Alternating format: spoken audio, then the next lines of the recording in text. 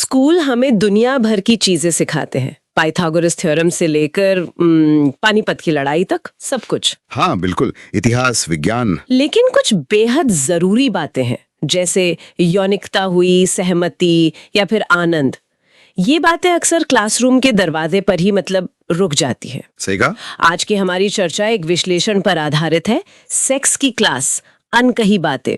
ये सी अधूरी शिक्षा के असर और जरूरतों को समझने में शायद हमारी मदद करेगा। देखते हैं इससे क्या खास बातें निकल कर आती हैं। बिल्कुल। और अक्सर ये चुप्पी ये इसलिए होती है क्योंकि इन विषयों से जुड़ी है शर्म, एक तरह का अनजाना डर। हाँ। और वो सामाजिक वर्जनाएं, मतलब टैबूज। सही। कई बार लगता है कि ये बातें बहुत निजी हैं या शायद गंदी हैं, और इन पर खुलकर बात करना शायद ठीक नहीं। और यही हिचक सबसे बड़ी दीवार बन जाती है ना? बिल्कुल, यही हिचक। और इस चुप्पी की कीमत क्या चुकानी पड़ती है, ये विश्लेषण बताता है कि नतीजे काफी गहरे हो सकते हैं। हाँ। जैसे पुरुषों में वो परफॉर्मेंस को लेकर गैर जरूरी दबाव बन जाता है, गलत फहमियां पैदा होती हैं, और कई महिलाओं के लिए पहला या शुरुआती यौन अनुभव सिर्फ दर्द या असहजता का कारण बन जाता है। हाँ, ये बहुत आम है। और इससे भी बढ़कर लोग अपनी इच्छाएं या क्या पसंद नहीं है ये बताने में हिचकिचते हैं, एक अपराध बोध सब महसूस करते हैं। हाँ बिल्कुल,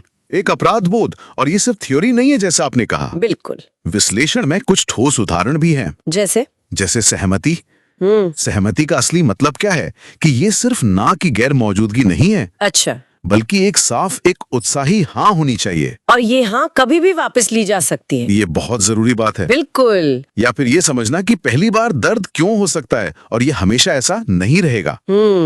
और पोर्नोग्राफी में जो दिखाया जाता है और असल जिंदगी का जो यौन अनुभव है, उसमें तो जमीन आसमान का फर्क है। हाँ, इस पर भी बात नहीं होती, ज्यादातर नहीं होती। और एक बहुत बड़ी गलत धारणा कि यौन सुख या आनंद वो सिर्फ पुरुषों के लिए है। वाकई ये सोचना कि जानकारी ना होने से कितनी गलत फहमियां जड़ पकड़ लेती हैं। अच्छा, तो इस स्थिति को बेहतर बनाने के लिए ये विश्लेषण क्या सुझाता है, कोई रास्ता? हाँ, एक बहुत अहम बात जो ये विश्लेषण सामने लाता है वो है अपने शरीर को समझने से मिलने वाली ताकत, उसे अपनाने से। जब हम शरीर के अंगों के नाम जैसे वजाइना या पीनिस, इनको गाली या मजाक का विषय नहीं बनाते, हाँ। बल्कि सहजता से स्वीकार करते हैं, तो वो शर्म की दीवार अपने आप गिरने लगती है। सही। और एक असरदार यौन शिक्षा वो सिर्फ बायोलॉजी का पार्ट नहीं है, उसमें सहमति की अहमियत। हाँ, सहमति। कि किसी भी यौन गतिविधि के लिए साफ, स्वतंत्र और लगातार मिलने वाली रजामंदी क्यों जरूरी है, इस पर जोर होना चाहिए। और सहमति के अलावा और क्या चीजें जरूरी हैं? और भी बहुत कुछ, जैसे दोनों साथियों के लिए आनंद का क्या मतलब हो सकता है, इसे समझना। ओके। यौनिकता से जुड़े जो मिथक हैं उनको तोड़ना और जो तथ्य हैं उनको सामने लाना। मिथक बनाम सच्चाई। बिल्कुल। फिर सुरक्षित यौन संबंध क्यों और कैसे बनाए जाएं, इसमें कंडोम जैसे सुरक्षा उपायों की जानकारी।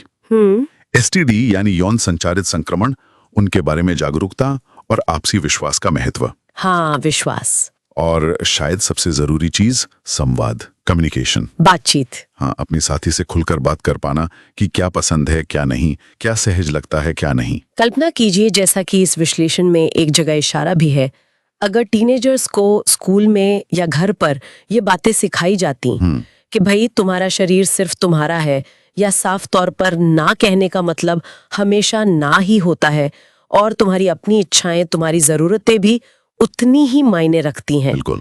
तो शायद रिश्तों में आज हम जो डर देखते हैं, गलत फहमियां होती हैं, बाद में पछतावे होते हैं, वो शायद काफी कम होते। बिल्कुल, बहुत फर्क पड़ता। और यही बात हमें इस विश्लेषण के मूल विचार तक ले जाती है कि यौनिकता सिर्फ एक शारीरिक क्रिया नहीं है, ये समझ से जुड़ी है, आपसी सम्मान से, जिम्मेदारी से और मानवीय अधिकारों से भी जुड़ी है। ये हमारे भावनात्मक और मनोवैज्ञानिक स्वास्थ्य का भी एक अभिन्न हिस्सा है। इसे नजरअंदाज करना ठीक नहीं। तो कुल मिलाकर ये पूरी चर्चा इसी बात पर जोर देती है कि ये जो विषय है, यौनिकता, सहमति, आनंद, इन पर खुलकर और ईमानदारी से बात करना कितना जरूरी है। हाँ, बहुत जरूरी। चाहे ये बातचीत स्कूल में हो, घर पर हो या दोस्तों के बीच ही क्यों ना हो, यौनिकता को सिर्फ एक शारीरिक क्रिया से बढ़कर समझना होगा, एक मानवीय अनुभव के रूप में। बिल्कुल सही। और क्योंकि ये विश्लेषण औपचारिक शिक्षा में रह गई कमी को उजागर करता है, हाँ। तो ये हमें एक सवाल के साथ छोड़ देता है कि अगर स्कूलों में या पारंपरिक ढांचों में ये जानकारी नहीं मिल पा रही, तो फिर एक व्यक्ति के तौर पर या समाज के तौर पर हम क्या कर सकते हैं स्वस्थ यौनिकता और सहमति के बारे में समझ बढ़ाने के लिए, इस जानकारी के अंतर को पाटने के लिए कौन से छोटे या बड़े कदम हम उठाना शुरू कर सकते हैं? सोचने वाली बात है।